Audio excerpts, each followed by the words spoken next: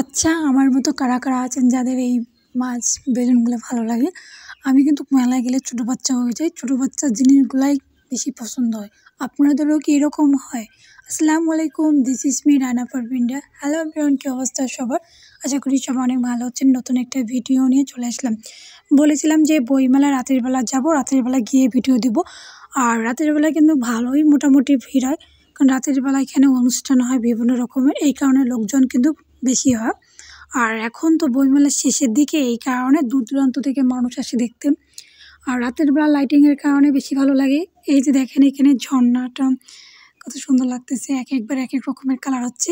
আর এখানে একটা পেরিস বানাইছে, এটা হচ্ছে গরিবের পেরিস। অনেকে এখানে ছবি তুলতেছে, এখানে ছবি তোলার জন্য সিরিয়ালে খুঁজে পাওয়া যায় না।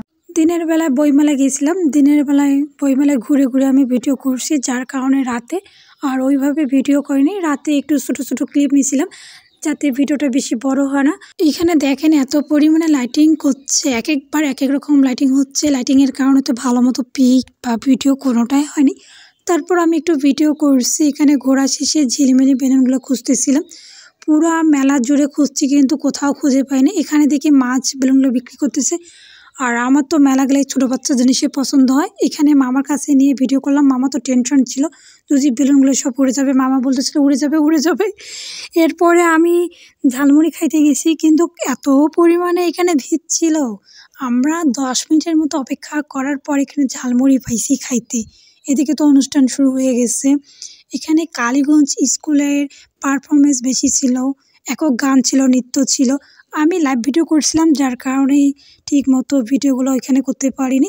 আর ভিডিওগুলো একটু লং টাইমেরই ছিল, 3-4 মিনিটের। আমি এই কারণে এই জন্য আমি ছোটো ছোটো ক্লিপ অ্যাড করছি। 28 তারিখে বইমেলা শেষ হয়ে গেছে, লটারি ড্র হয়ে গেছে। লটারিতে 52টা পুরস্কারের মতো ছিল। প্রথম পুরস্কার বাইক ছিল, ফ্রিজ ছিল। অনেকে বাইকের আশায় লটারি কাটছে। আমি কখনোই লটারি কাটি না, আর আমি সব জিনিস কখনোই পাই না, এই কারণে আমি সব লটারি টটারি কাটি না।